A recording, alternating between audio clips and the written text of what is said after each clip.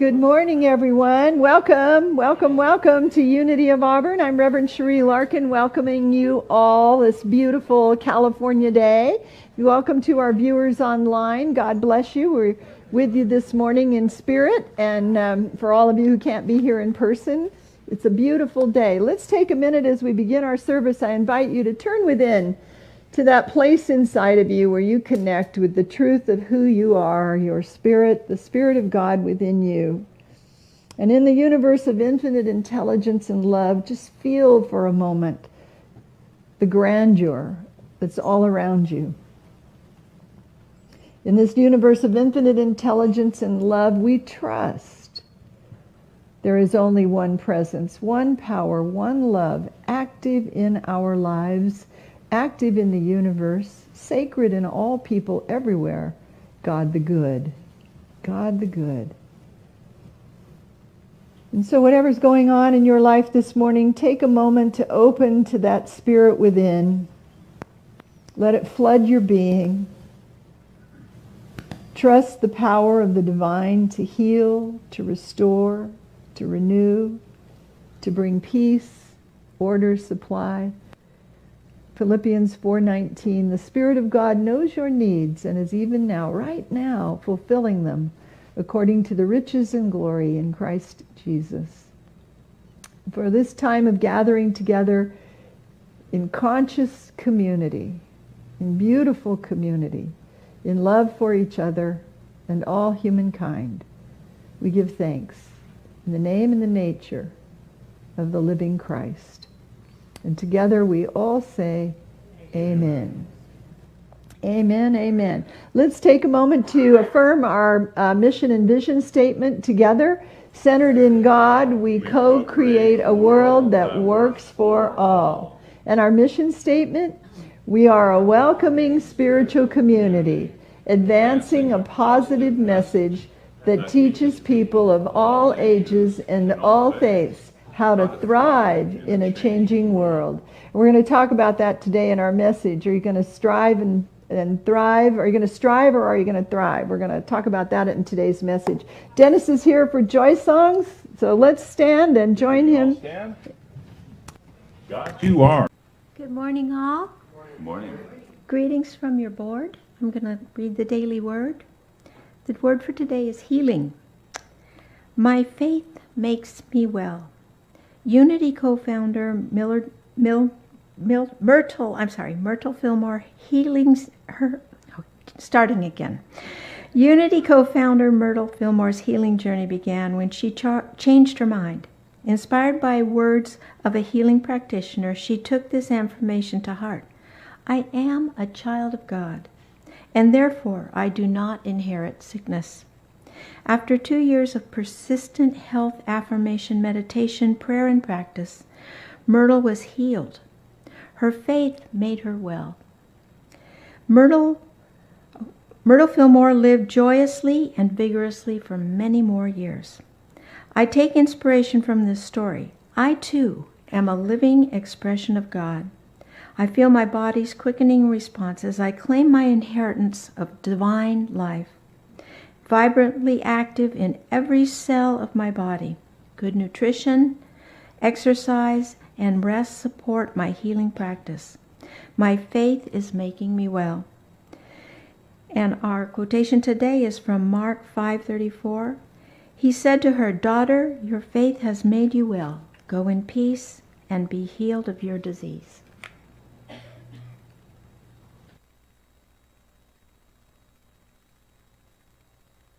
And now as we prepare for meditation, join me in Surely the Presence.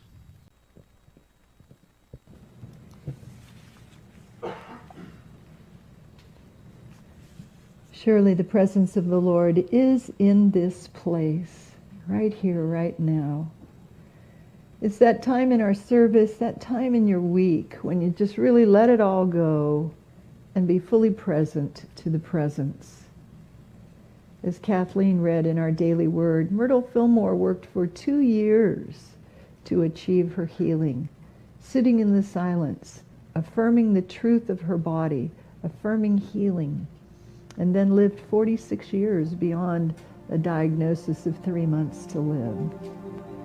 So this morning we work in consciousness. We open to divine mind, and we train ourselves to expand our consciousness to that all unknowable, immeasurable, unconditional love that we are and that we have access to. So let's turn within to that light, that presence, the loving presence of God.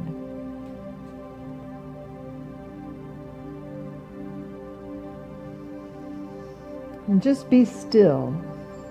Be still and know that I am God.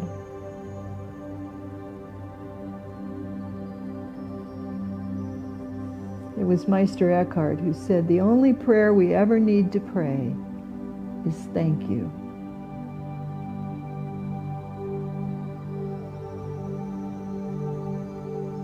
Over and over, the psalmist sang thanksgiving to the Lord for great works.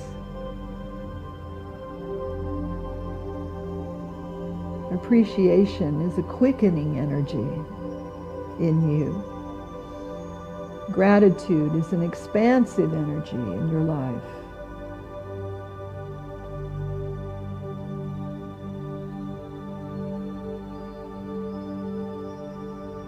So if there's something in your life that needs your prayer, needs your training up in divine mind, needs an expansion in the consciousness of you,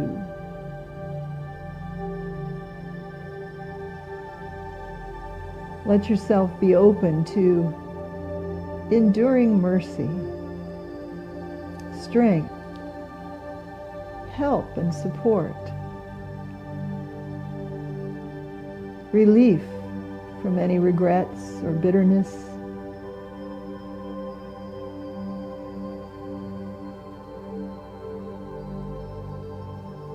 Just be present to the presence.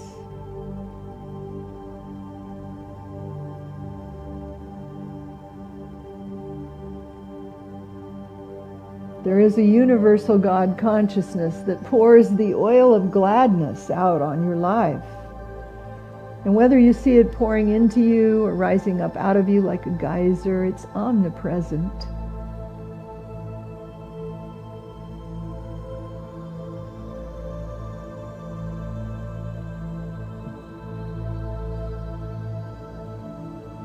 So let your thoughts drop into your heart space.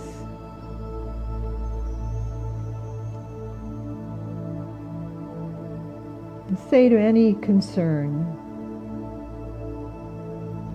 in the infinity of life where I am, I give thanks that I am now perfect, whole, and complete. All is well in my world.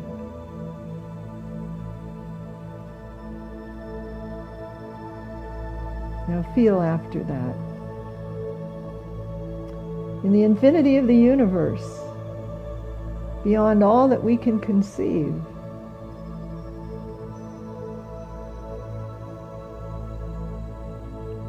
there is one presence, one power, one love, perfecting you, keeping you whole and complete,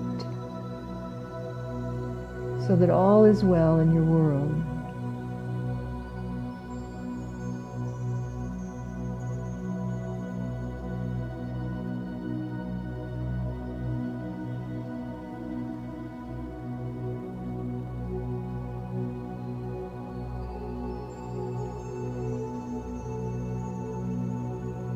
As you think about your life, affirm, I am created by God. I am loved and sustained by God. I am nourished, guided, protected, prospered by God. This divine intelligence within.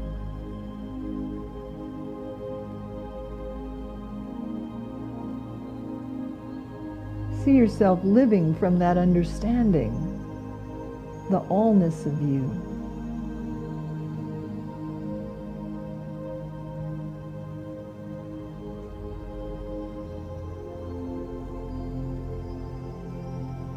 See yourself vibrating with that divine intelligence, opening your heart to the wisdom within you, knowing that there is only one intelligence in the universe. And out of this one intelligence comes all the answers you seek, all the solutions, all the healings, all the new ideas and creations.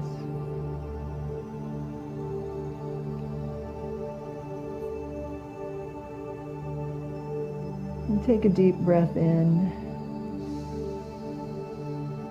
exhale out, and for a few moments in the silence, let whatever you need to know be revealed from this universal God presence within you. Listen deeply.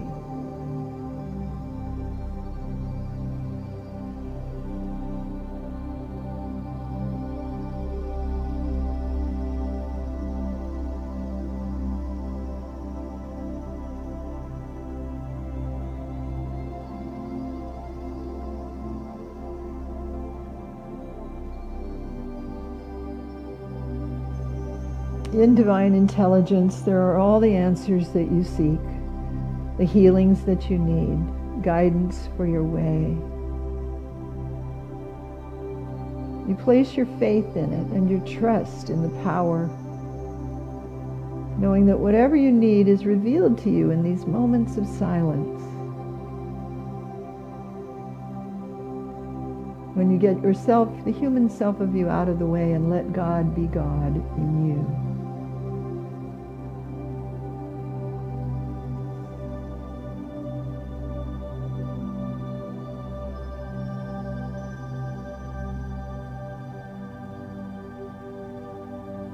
In the infinity of life where I am, I give thanks that I am now perfect, whole, and complete. All is well in my world.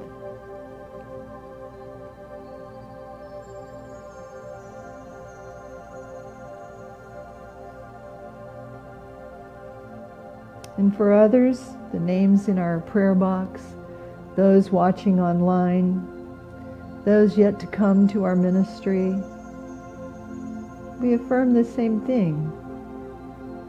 In the infinity of life where you are, you give thanks that you are perfect, you are whole, you are complete. All is well in your world.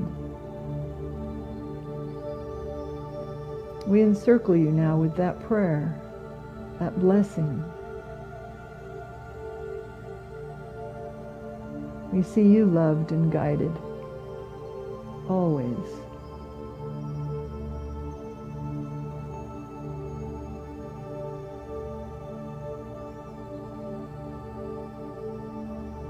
All is well in my world. Let's affirm it. All is well in my world. Believe that in your heart. Again, all is well in my world. It's that way because you claim it softly. All is well in my world. So it is. Together we all say, Amen. We're almost at Valentine's week, aren't we? Lots of love, lots of love. And let's see, Kathleen, I was going to thank you for being up here. The board is now going to be reading the daily word as for us so that you get to, and they'll bless the offering. That's new in our order of service, so that you can get to know your board members or see them more visibly in the ministry. They do an enormous amount of stuff behind the scenes, but they need to be featured a little bit more often. So we're going to be working on that, with having them lead the daily word and bless the offering. Okay, so after the church service, the little boy told the minister, he said, when I grow up, I'm going to give you some money. And the minister said, well, thank you, he said, but why is that? He says, because my daddy said you're one of the poorest preachers we've ever had. Aw, God bless him. I hope you don't feel that way. But you can give me some money, you know. So we're talking about a spiritual principle for abundance today, and this week and next week we're going to be talking about tithing. Let your heart calm down, let your blood pressure come down, right? Reverend Eric Butterworth shared in his book Spiritual Economics that to be prosperous, what is needed is not so much freedom from the forces of lack, but an understanding of the forces that generate prosperity. I think I have a slide for that one. So that don't think lack, don't go to lack, don't think about what you don't have or what you need or all of that, because that just creates more of what you're thinking about. But if you have an understanding of the forces that generate prosperity, then you can put them to work in your life and create abundance for your life. And when I talk about prosperity, it's not just money or your finances, it's prosperity of health in your body, love in your relationships, peace in your life, emotional well-being, it's all of that. But I want to focus this next 2 weeks, emphasize your finances. Because the truth is, if I'm not teaching you the spiritual principles to have abundance in your life, I'm not doing my job. All right? We talk about the spiritual principle of health. We talk about the spiritual principle of love. We talk about the spiritual principle of life. But if I'm not teaching you how to generate increase in your life, how to expand your life for greater good, then we're missing one of the key spiritual principles that we could all learn. One of the most fun and adventuresome and greatest ways to ramp up your consciousness of prosperity is the practice of tithing. And some people will say, at my other ministries, the people used to say, oh, sure, Cherie, it's just a way for the ministry to get money. Hardly. It's a spiritual practice. It's a ritual that you can do that it's probably the fastest, most effective, most efficient spiritual principle you can practice where you see almost immediate results. You pray for healing, Myrtle Fillmore, took 2 years. You pray for prosperity, you put something in flow this week, you're going to see something come back this week. It's just one of the most effective ways that you can live. So, but you have to try it.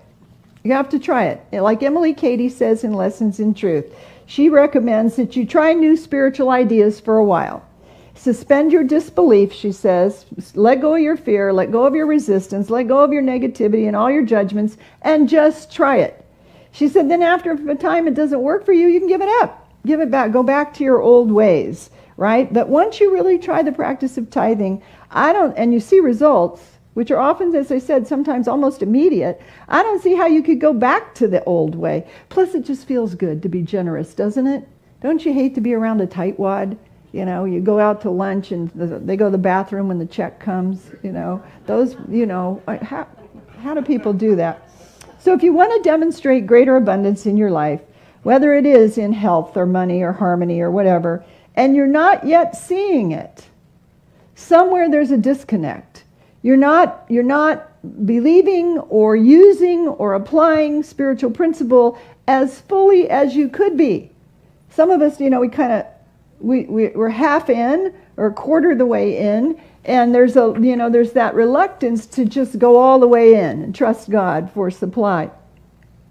So today I want to talk about the spiritual principle of tithing. Eliminate lack, limitation, fear about money, and replace it with abundance, trust, and faith, and increase. Results. Well, wouldn't it be exciting? Wouldn't it be exciting to learn a practice that eliminates all of that?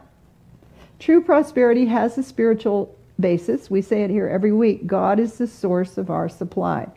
And our mind and our body and our abilities and our talents and our earning capability, our education, our jobs, those are all just channels that God uses as instruments to create flow, for us to be able to flow something out to the world so that it comes back. You know the scripture, as you give, so shall you receive.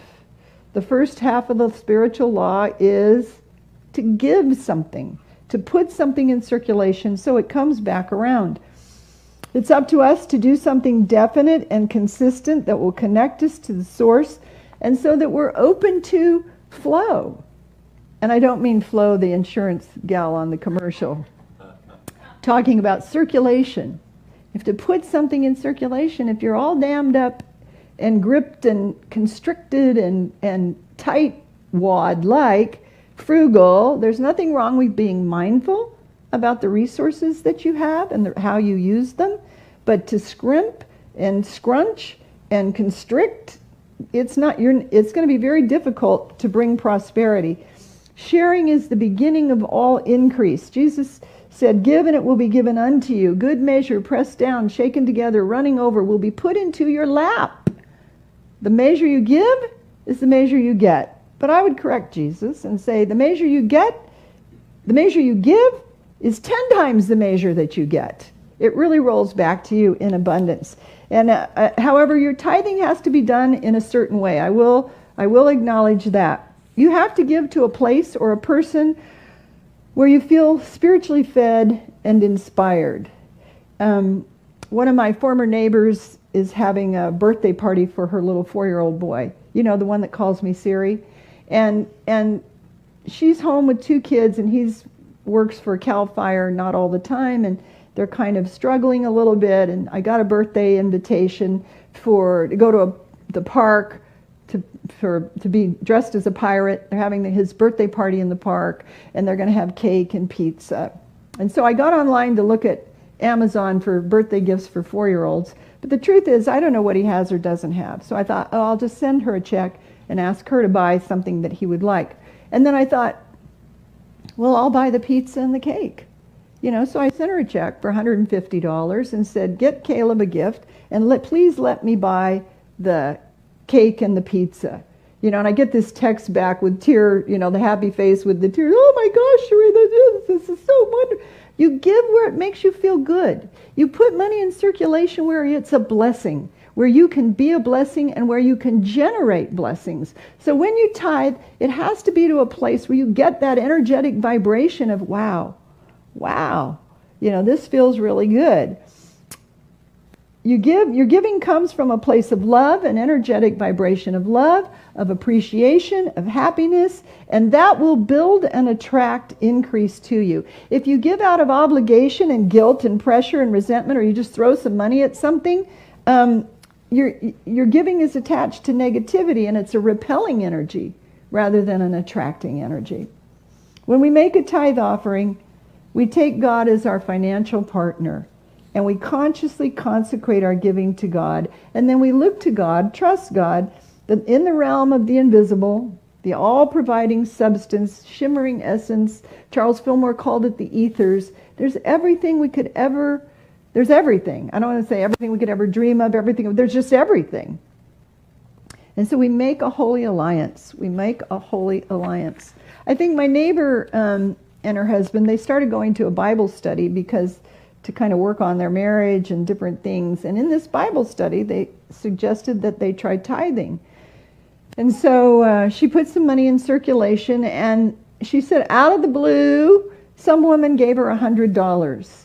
And then she said somebody knocked on the door with a ham. And she said, oh, we've got 2. We can't eat them up fast enough. I think you guys could enjoy this. And she said she was just immediately seeing results. Now, what you have to know about this neighbor is she's the most loving, kind person. But she was kind of down for the count with wondering where she was going to get money to buy groceries. So she was in a surrendered mode, right? And she was in hope. She was going to practice tithing, and she was in hope. Then she said she found the kids outgrew their beds, and so she found these beautiful, almost Pottery Barn-like bunk beds for kids online. And so she, at one of the Facebook Marketplace things, and so she called the guy and she said, they were $400. And she said, I can pay you, but can I pay you in installments? I promise I'll pay you. And so he delivered the beds, and when he got there, he said, you know what? You can have them. And so she said, we started tithing, and all these unexpected blessings are just flowing into us of the things that would bless our lives. So I have to confess, I was really excited when I had the testimony of something really practical and applicable for you, where this is just a young couple that's struggling, and they're trying it, and they're seeing the results. She has the energy of surrender. She needed help. All she could do was surrender and believe that Spirit would provide.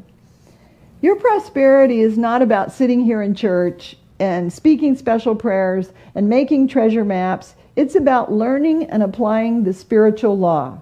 Keep my law, Jesus said. Follow in my way. It's about practicing spiritual principle over and over, as we read that Myrtle did for 2 years, until you get results. Because it works, what? if you work it, right? Spiritual law works, but only if you work it. So it's about practicing it until you see results. And seeing it work, what happens is you come to it. The principle will reveal itself to you. It will show itself to you. It will prove itself to you. But you've got to give it room to work. You've got to give it room to work. And then it will teach you. It will teach you. I've been tithing since I was 19 or 20 years old. 10% of my income.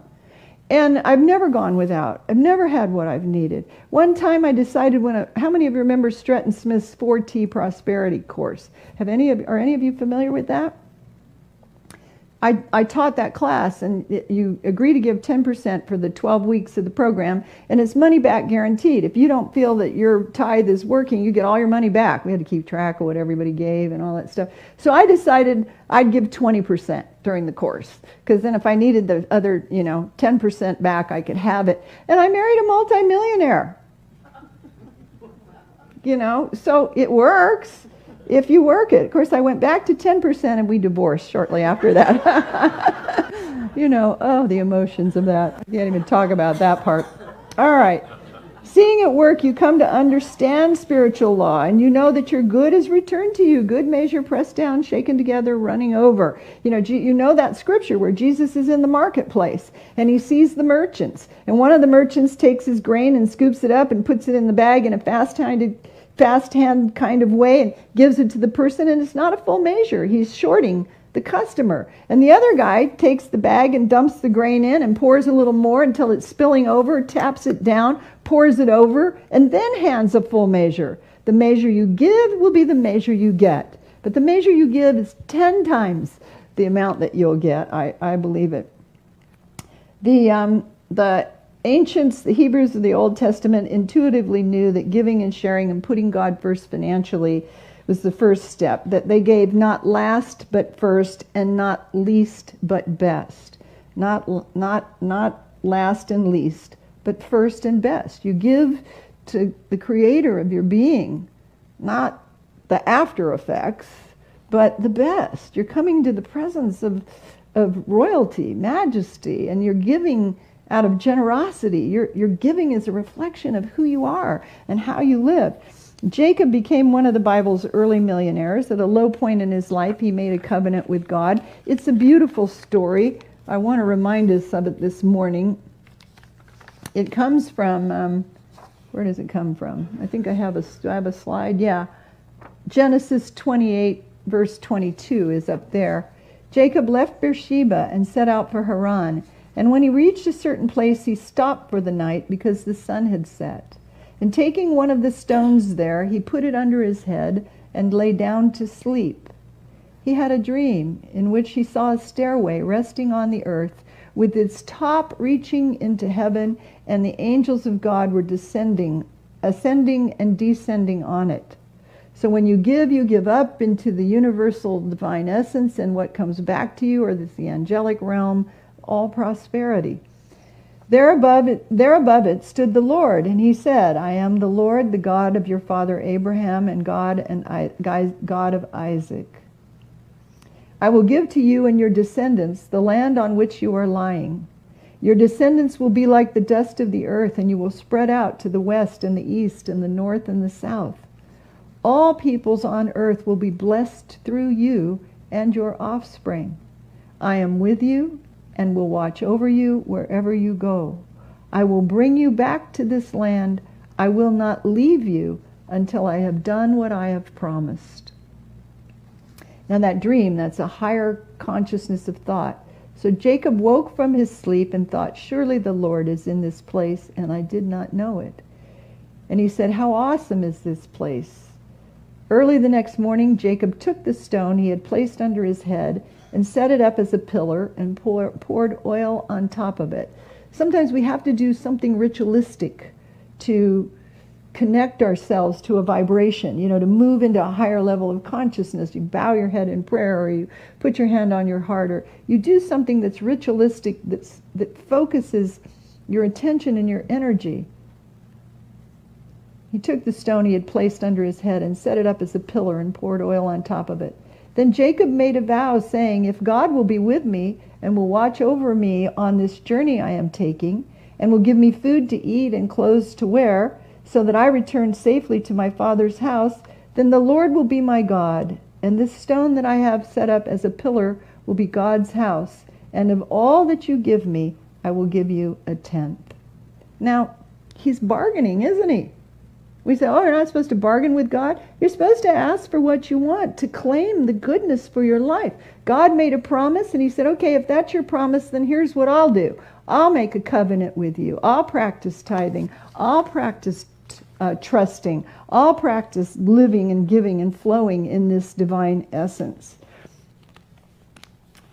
Several of the modern day companies attribute their success to the law of tithing. You might be surprised at which companies practice tithing. Colgate, Heinz, Kraft, Hallmark. The Hallmark family, when I lived in Kansas City 6 years, the Hall family is there, and they're the Hall of Hallmark. And Mrs. Hall, I can't think of her first name right now. Anyway, she attended the Unity, when the Presbyterian Church closed, she started going to Unity on the Plaza. And she's just the most generous person. There was another family, the Locktons, and Mrs. Lockton came in, and the building is old. It's like 108,000 square feet. It's this enormous thing. And she went in to use the restroom, and it was too old, so she gave $100,000 to renovate the bathrooms. You know, because you see a need, and if you have the means to fulfill it, how good then when she would come to church and go in and use the restroom. It was beautiful, it was spa-like. So you see the need and you give where there is a need. Hallmark family. The most known prosperity is Rockefeller, of course. 1855, John D. Rockefeller began tithing. His income that year was $95, so he gave $9.50 to his church. Between 1855 and 1934, well, how much do you think he gave away? $531 million. $531 million to do good in the world, to bless. It's only as we let go of our littleness that we can expand into larger life. Tithing is an act of faith and gratitude, and it moves on the invisible universal substance to draw it right back into your life. I have friends who've been in Unity for years, and I watch them struggle, and I think, why don't you just try tithing? I mean, try it in the smallest measurement or increment to get yourself started. They get by okay, but I just think your life could be so much better if you learn that practice. And then I have other friends who've been introduced to tithing, and they say they no longer strain and strive, they tithe and thrive. I think I've got that up there for us. That's a good, do you want to strain and strive, or do you want to tithe and thrive? The scripture, there is that which scatters and increases yet more. Think of the farmer scattering all that seed in the field to have all that abundance grow up and that harvest come. There is that which scatters and increases yet more, and that which withholds, and more is needed and tends only to want. You just can't grip. There's my father-in-law always used to have a saying. He said, some people trip over dollars picking up dimes. Some people trip over dollars picking up dimes. They don't recognize the value in something. And so they don't give to increase it or bless it or shift it or put any energy into it because they're holding on to the dimes. I mean, I love that phrase. Some people trip over dollars picking up dimes. We have to lift our vision to the all-inclusiveness of spirit. When you take up the practice of tithing, you're in for at least 6 surprises. If you read this week's e-blast message, I said, come and join us and I'll tell you the 6 surprises. So number 1, you'll be surprised at the amount of money you have to give away. We all have, I don't want to say, there's high disposable income that many of us have that's just sitting there, and we're not using it as seed money to put it into creation for greater increase. So you'd be surprised at the amount of money you have to give away to places where you are inspired and spiritually fed. Number 2, you'll be surprised that when you give 10%, somehow the 90% just stretches into more. And you don't miss the 10% at all. It's almost like that's the first place the increase comes. It's like, I gave this over here and I don't even miss it. I don't even miss it. Third, you'll be surprised at the ease with which you meet your financial obligations. Like my friend, my neighbor that started tithing, and food came to her, and money came to her, and blessings came to her. Fourth, you'll be surprised at the deepening of your prosperity consciousness, because spiritual law will teach you. When you apply it, it will feed back to you. It will reveal itself to you. The prophet said, Khalil Gibran said, it's good to give when asked, but it's better to give unasked through understanding. So don't try to reason through the mysterious power of tithing. Just accept the fact that tithing releases a mystical power for increase. It does, it does, it does. I can stand up here and say it forever, but you have to try it. Fifth, you'll be surprised at how easily you can build your tithe. I call that escalator giving. That you may, okay, I'm going to try this. I'm going to try this. So I'll give 1% of my income. And then you'll see results. So you think, well, okay, I'll try 2%, and then I'll try 3%. And so you can build up to 10%, because once you're in that flow of 10%, or in a flow of regular, systematic, disciplined giving, you'll see the results. You'll see the results. And lastly, you'll be surprised at yourself that you haven't done this before, that you haven't tried it before, because it works so successfully. So this week I want to give you an easy way to practice systematic regular giving. And I'm going to introduce this week and next week a new program, and it's called the Easy Tithe. Easy Tithe. It's Automate the Important. And Easy Tithe, the EASY, is easy abundance systematically for you.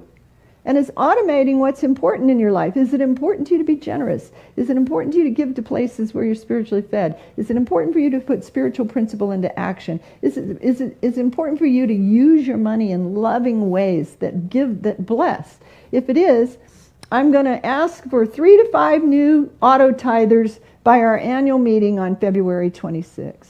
And there's a paper in your bulletin that you can sign up to be an easy tither. And if you put any credit card number or anything on it, there's a closed box at the back that you can drop it in there. You can sign up online. You can go to your bank. You can do all kinds of things to direct money here. That saves the ushers from handling large sums of money. It saves the office from having to do all the bookkeeping. It saves a lot of staff time when you're a strategic giver. And then we've created this really fun thing. This is a $10,000 bill. Have you ever seen one? Well, if you become an auto-tither, what we're going to do, because I'm an auto-tither, and when the offering comes around, I don't have anything to put in the offering, right? So these are going to, at the back of the usher's desk, there'll be a list of everyone who is signed up for auto-tithing. And when you come in, you ask for one of these. And we have 10,000, 5,000, 1,000, there might even be a 500 one in there, dollar bills that we've laminated.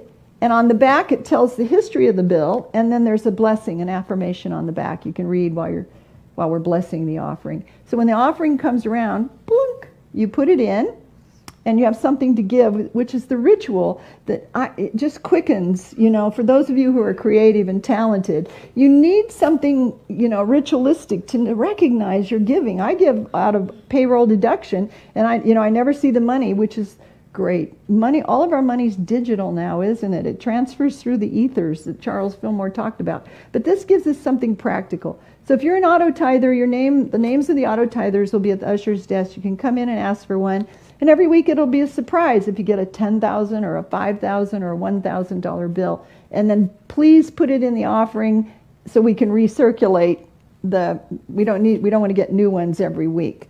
It was interesting when we looked these up online and tried to copy them on our copier. Our copier gave us a message alert that we were counterfeiting, and we had to go to Kinko's to get them. So they must look really, they are really real. I got them offline. So ask yourself, are you a strategic giver? Many people like to think of giving as an act of spontaneous worship. We see a need, our heart is tugged, we offer to help, and it works for a lot of people. And while it's great to be sensitive to the needs around us, there's another side that's equally as important, and that's to be a strategic giver. How many of you want to be called a strategic giver? How many of you want to be known as being generous, So Isaiah 32:8 says, generous people plan what to do, let's go to generous people plan to do what is generous. In other words, while we can respond to the needs as they arrive, we should plan to give. That's why you want to automate the important. And I have, you don't have to be limited to giving just on your own. You know, if you come in and you're inspired by the message and you want to give more, that's okay too, right? So for the next 3 weeks, I'm going to look for 3 to 5 people. Are you a strategic giver? There'll be a roster of names at the usher desk. At entry, you pick up your card, you drop it in the offering, and recycle it. If you're sincere about growing your prosperity consciousness, I have the book, The Secret of Multiplied Money by Reverend John Adams, and for the first 5 people that sign up, I have a complimentary copy of this for you. So you can read more. You want to be in the flow of increase and prosperity and circulation and generosity and appreciation and gratitude. All of that is in here in terms of multiplying and bringing increase to you. So lastly, let's see, what else did I have to say about all of this? You can sign up in the bulletin. I heard the story on the radio this week of a woman who was working at a minimum wage job. She didn't have a car. She was walking back and forth to work, I think it was 2.7 miles each way every day. And she was walking home one day and she stopped in the gas station to get a snack, you know, a drink to kind of eat on the way. And as she walked up to the gas station, she looked to the side and there was a pile of something. And she went over, there was a bag, and in that bag was a pile of money. And she lifted the bag up and there was even more money on the ground underneath the bag. So she took it into the store to have the store owner call the police. There was $15,000 in the bag. Called the police came and they found the owners, which was a newlywed couple. And I think they probably just were celebrating their wedding reception still when they, you know, who knows how that all got there. That was not part of the story. But there was $15,000 and it was returned to the rightful owner. And the police officer was so inspired by this woman's honesty and actions that he set up a GoFundMe page for her. And in 24 hours, it had $40,000. So when you put something in circulation, even if it's not yours, the law of circulation knows that honesty, knows that generosity, recognizes that in every way. So that's that. Interesting money facts. What's money made of? Paper? No. 75% cotton, 25% linen with tiny red and blue synthetic fibers in it. Who created money? Mesopotamian people created the shekel. First coins were made around 2,500 years ago. Paper money was first used in China over 1,000 years ago. Let's talk about money for a minute because we have to talk about what we want to create in our lives. What did people use before money? Most of us know. You bartered with animals, teeth, and livestock. Cattle. Cattle was the most prosperous thing they could trade. Latin words caput and capital, meaning prosperity, comes from trading cattle. Your capital comes from that.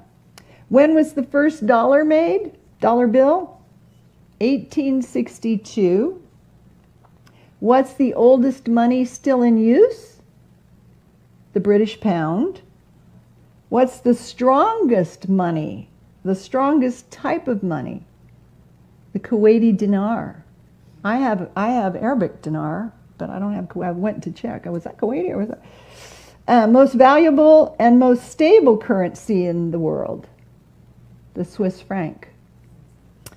And what are the 5 uses of money? We can save it, we can spend it, we can give it away, we can pay taxes, we can pay down debt. And I say number 6, we can tithe. We can use it as seed to generate increase. And after all that history of money, now there's digital money, right? Digital money. We're transferring things through the ethers, just the way Unity teaches spiritual law works. Thoughts held in mind produce after their kind. Currency, divine substance, held in mind, will produce after its kind. So that's our lesson for today. I want to encourage you to, in your bulletin, to take out the sheet and we have a goal, 3 to 5 new auto-tithers by February 26th, our annual meeting. If you're not giving, you don't have to remember to bring your checkbook. You don't have to remember all that stuff. It's a beautiful practice. And most of all, you'll be prospered. You'll be prospered. So God bless you and thank you.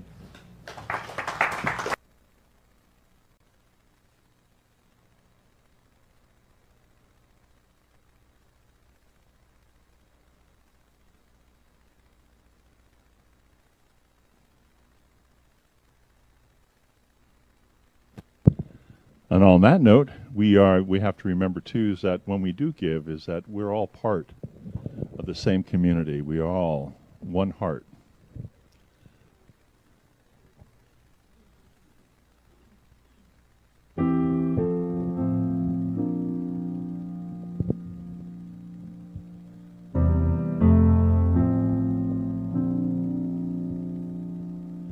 There's a new church on the horizon, made of light, not of stone, calling out to all creation, you are not alone. Lions and lambs, saints and sinners, best of friends, enemies, woman and man, losers and winners, they are all in you and me. We are one heart, looking for answers. We are one soul, finding our way through the dark. One dream we share together. We are all a part of one heart. Ooh.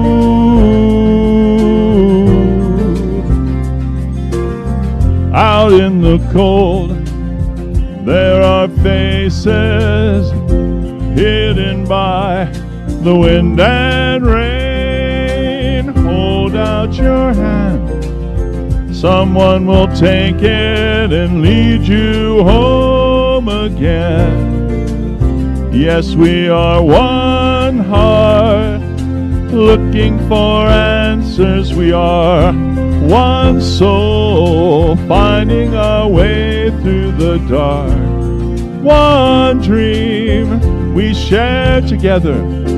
We are all a part of one heart.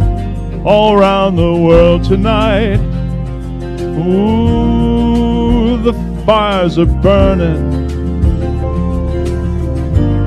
Stars are falling from the sky.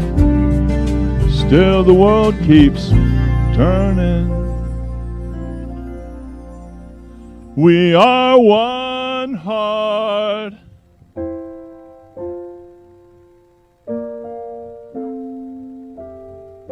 One soul,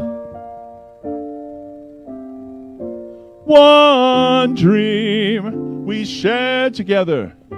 We are all a part. Yes, we are one heart, looking for answers. We are one soul, finding our way through the dark.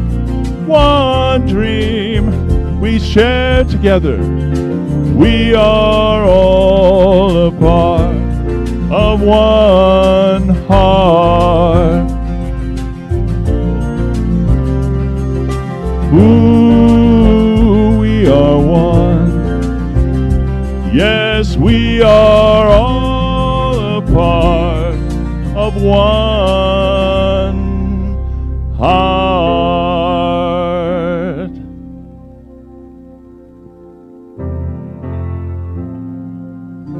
Yes, we are. Thank you.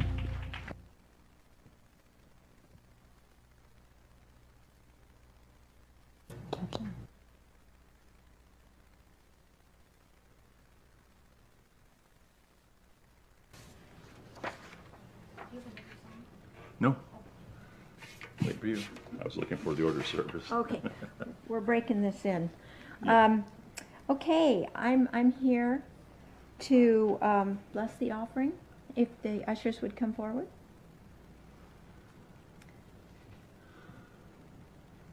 And if you can, before we bless the offering, I want to share my gratitude for all the opportunities that Unity of Auburn has given me. As I transitioned from working, Unity of Auburn has given me the place to practice all the things that I love to do. And I urge you to join with me in volunteering here and know that it will give you such joy and such an opportunity to make wonderful friends among this congregation. People here are so great. Now I want to segue from that message about volunteering to let you know that we're going to have our semi-annual bingo night on St. Patrick's Day, which is Friday, March 17th. And if you're interested, you can see me. If you're interested in helping out with that, we would love to have you. And you can see me, or you can see Pam and Dave Workley. And they're at the back. I'm sure they'll be in Manning Hall afterwards. So if we can bless our offering, if you'll repeat with me, God is my source. I give and receive in love.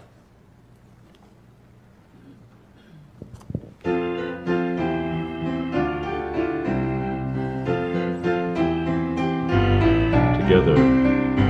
Divine love flowing through me blesses and multiplies all that I have, all that I give, all I receive, and all that I am. Divine love flowing through me blesses and multiplies all that I have, all that I give, all I receive, and all that I am. Freely, freely I have received, freely, freely I give. Divine love through me blesses all that I have, all that I give and receive. Freely, freely I have received, freely, freely I give. Divine love through me blesses all that I have, all that I give and receive.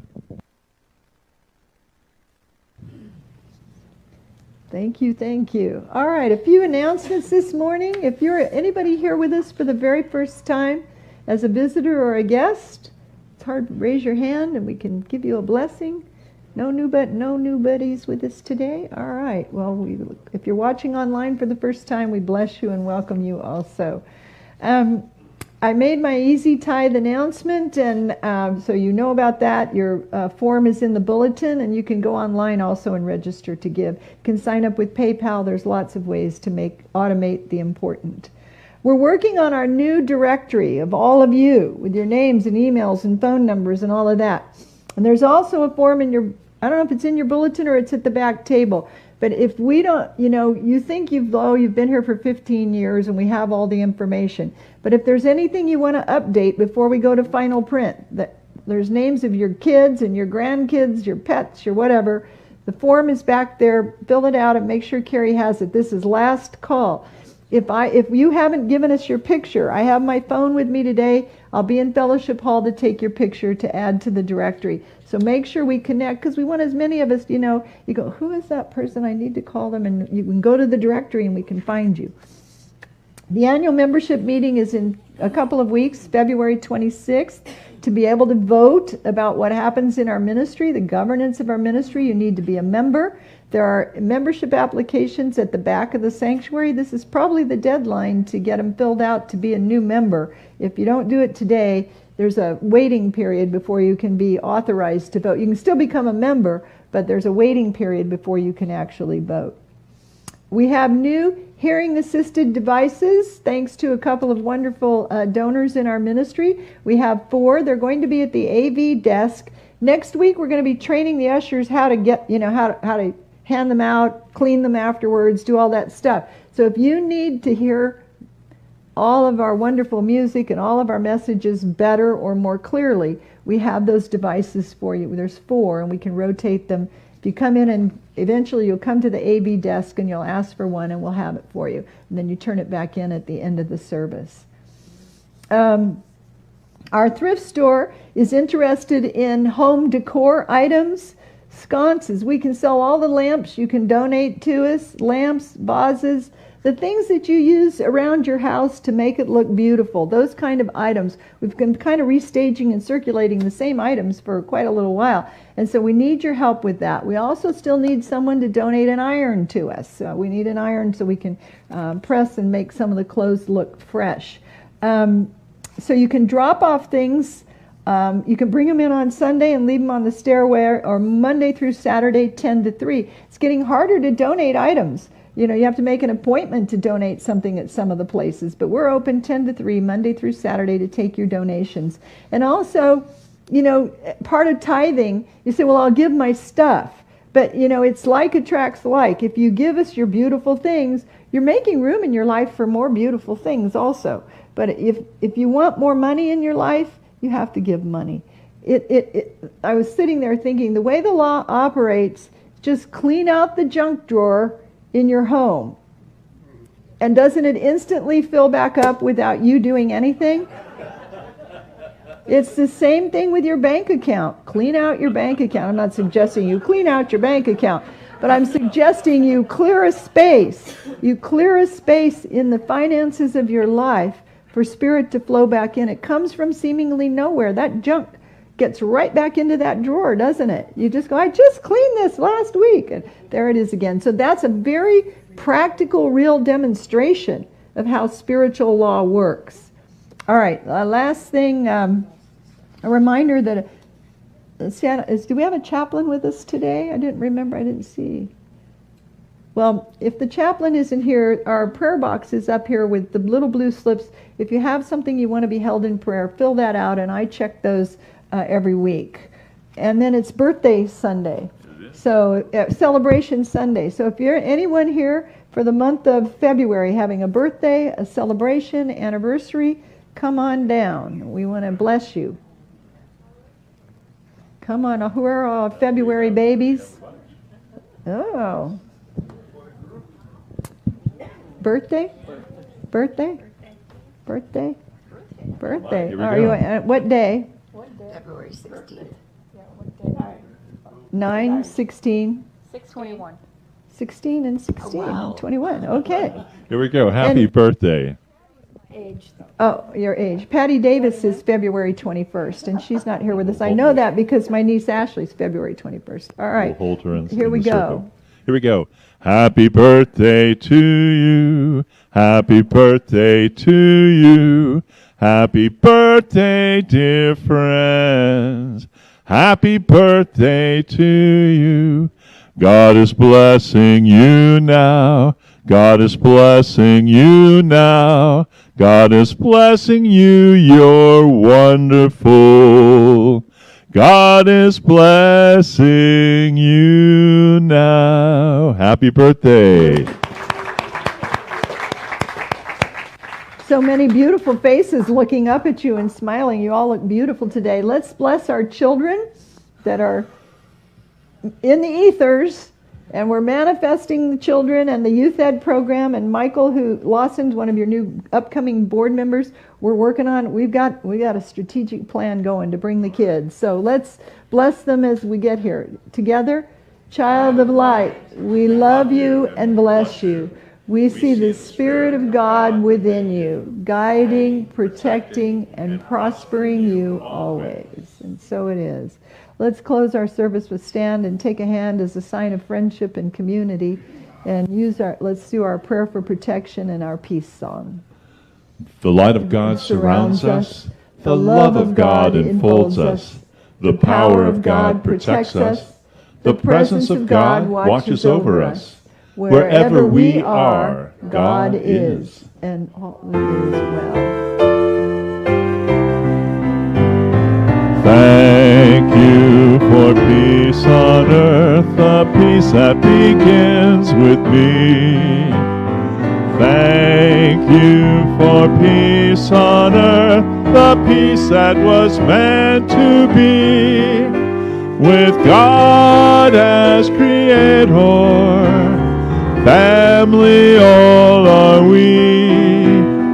Now we walk with each other in perfect harmony.